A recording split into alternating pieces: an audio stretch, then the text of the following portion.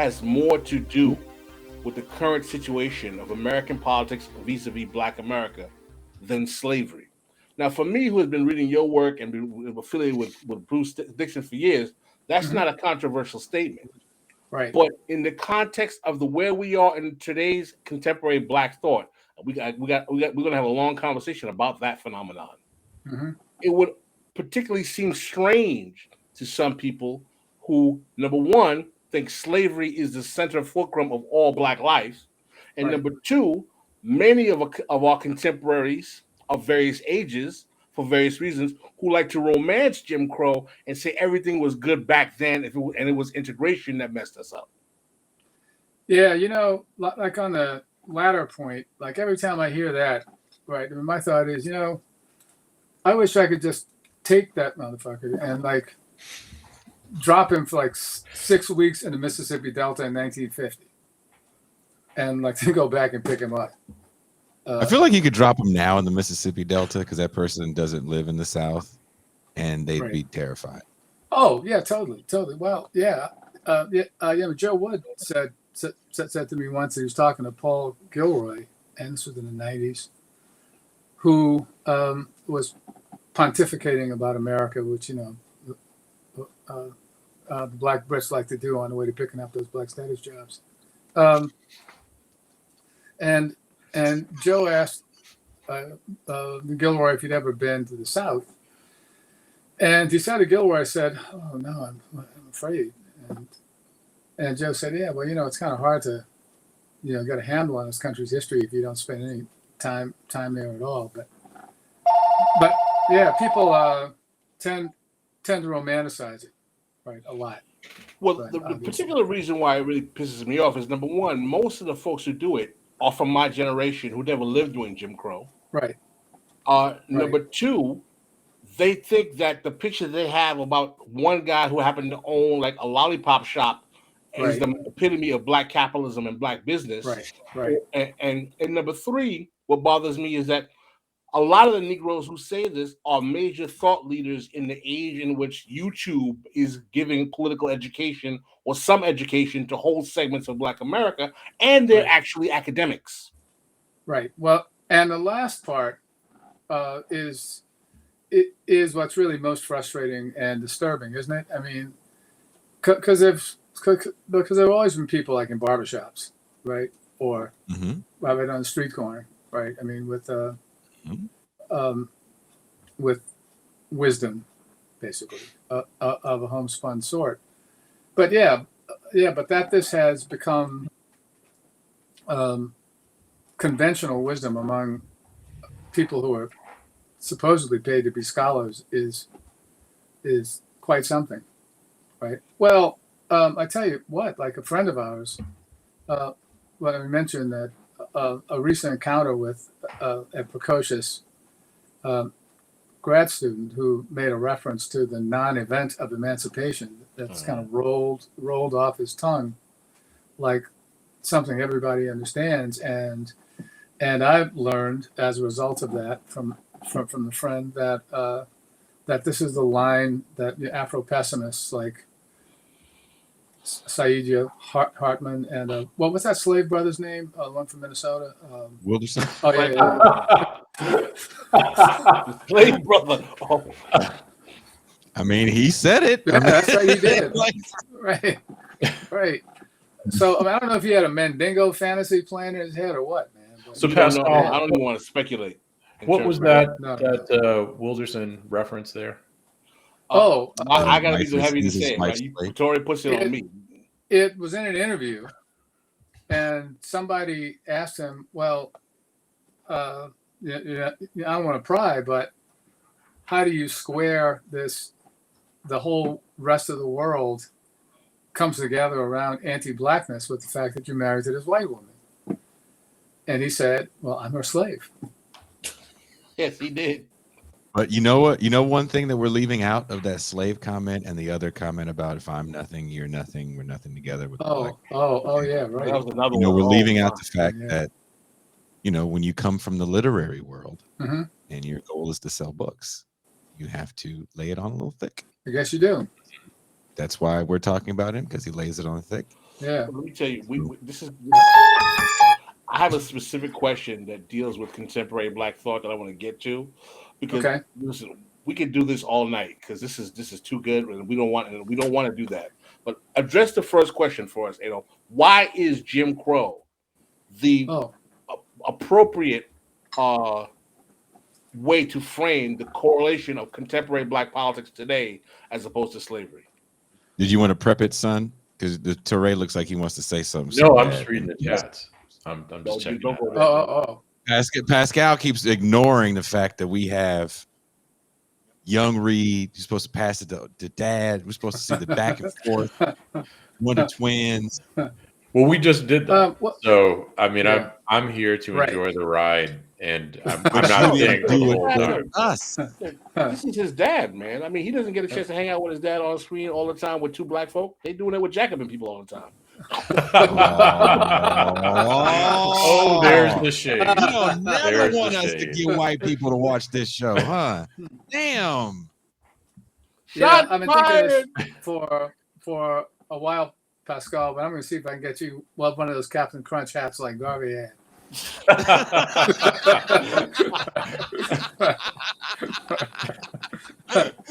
Well, look. Whenever you yell about that shit, you got to put on your Garvey hat. Yeah, we're going to talk about that too, man. I want us to get. We might save that for the patrons only, but we're going to talk about.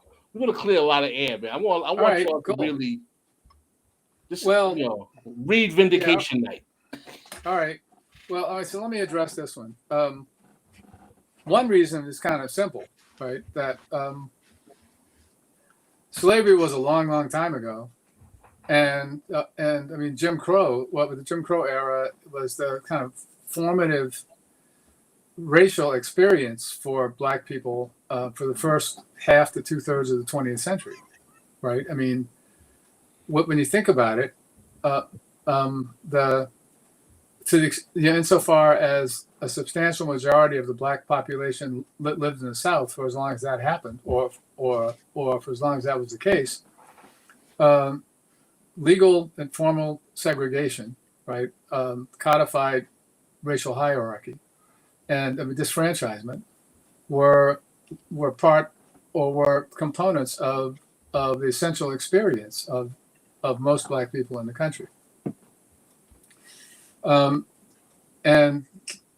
the most immediate source of contemporary Black politics, that is post 1965 Black politics, was an outgrowth of the struggles in the post-war era on both sides of the Cotton Curtain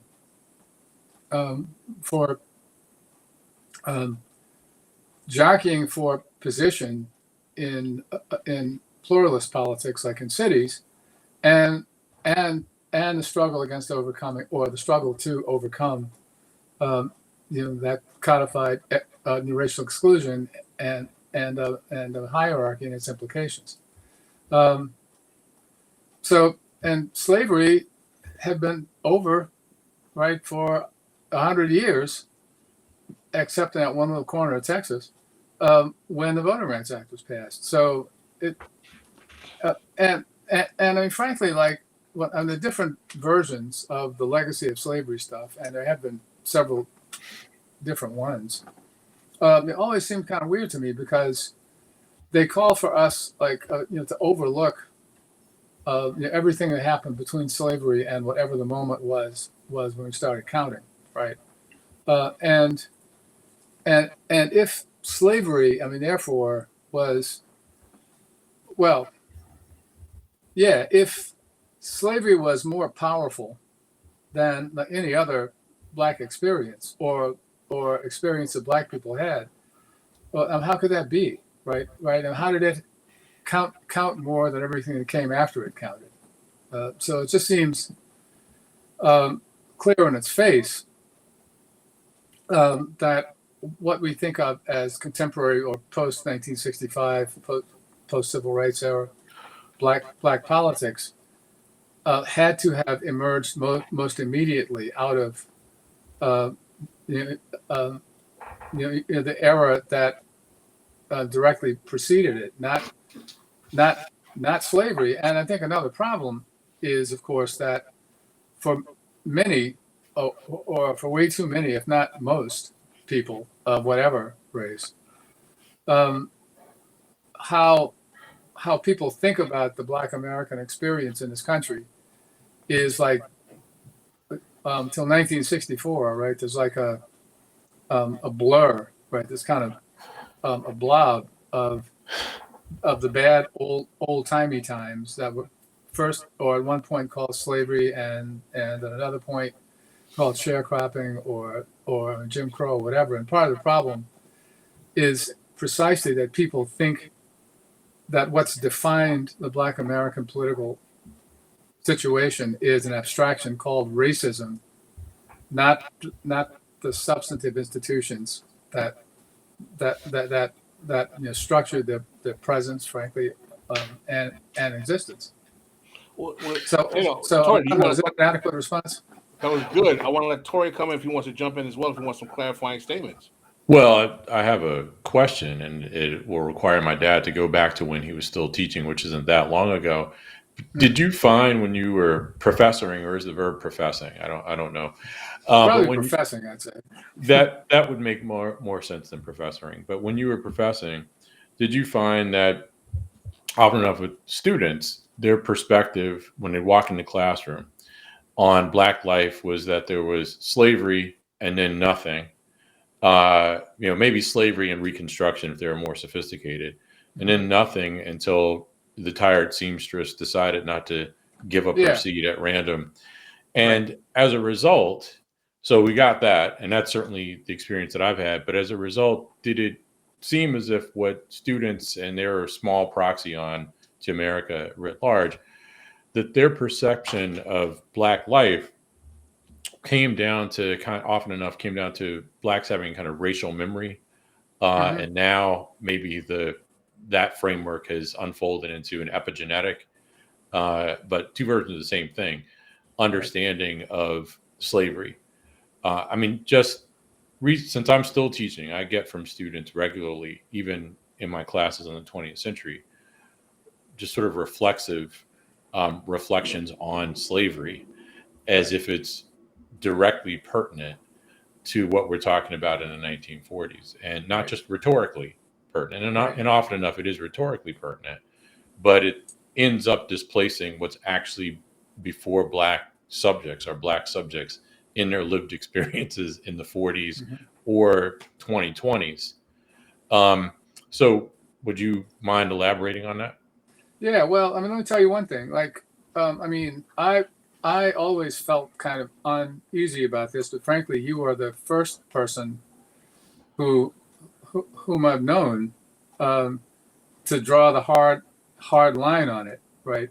With respect to undergraduates, but use of the first person plural to refer to stuff that happened to Black people like in 1840 or in 1880, right? And it's something that's insidious there, right? I know why it happens, and I was there, right, when it got defined as the right. Let's explain what that means. A lot of people don't understand. You're saying that when Black folks say things like, "We went through hell when we were getting whipped in the plantation and the cotton field." Right, exactly, right. And the only way to respond to that is what. Well, there are more elaborate ways to do it, but when Toure was a graduate student, and people would write exams that use constructions like that, he'd just write in the margins, "So were you alive in 1840? What do you mean?" Right?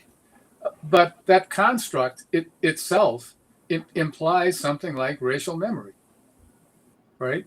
Epigenetics, which I hate. Right, and it's a small step, right? Like it's embedded as kind of, but I'm not just folk knowledge, but folk knowledge that implies a sense of belonging and respect.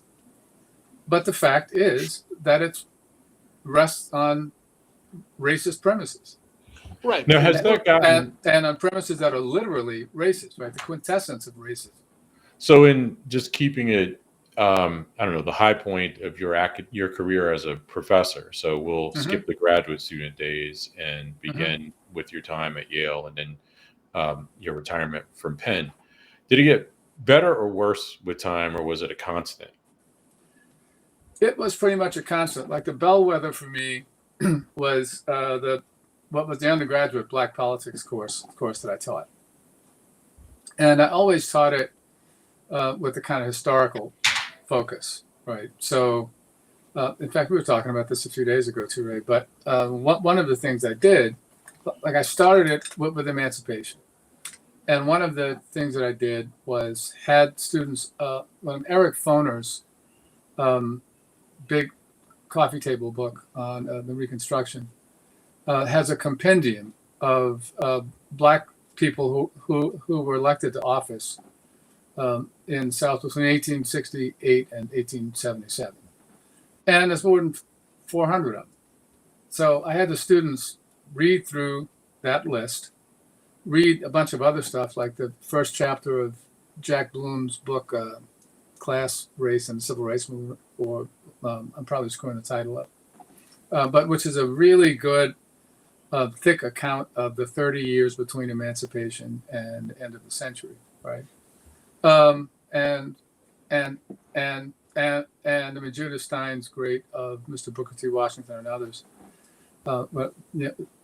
essays and other stuff that kind of talks about Pascal. I know you mentioned this, the Colored Farmers Alliance, and other forms of autonomous political activity that Black Americans engaged in, right?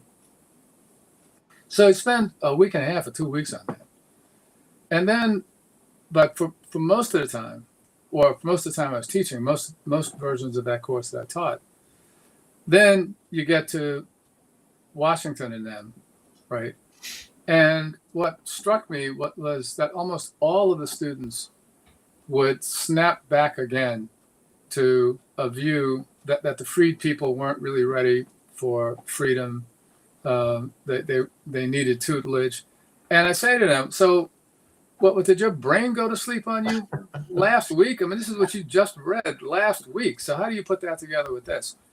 But it began to get better toward the end. And as I've said, the best undergraduate course that I taught in my entire career was the last one, and it was that Black Politics course in my last semester of teaching. And I mean, Toure jokes with me at the time and said, "Well, yeah, well, was that tempt you to change your mind?" And I said, "Look, it took me 38 years to get this one right, and I don't have another 38 years to wait for the next one. And plus, I got to feel like Ted Williams, who's the only Red Sox player I ever really liked. I hit a home run my last at bat, but." I want to address a question directed to me. Someone asked, Not even Jim Rice, huh? Someone asked, does Pascal not believe in epigenetics? I take that back, Rice. Although, just for 1 second, a good friend of mine, Jason Cameron, Toure, who grew up a Red Sox fan up in New Hampshire. But in those years, my boy's line was that the Red Sox were the only team that couldn't play Tony Armas and Jim Rice on the same day because it would fuck up the racial quota. Thank you for watching. Please don't forget to hit like and subscribe on your way out. You can catch the live stream of This Is Revolution every Tuesday through Thursday at 6 p.m. Pacific Time and Saturday, 9 a.m. Pacific Time. This is Revolution.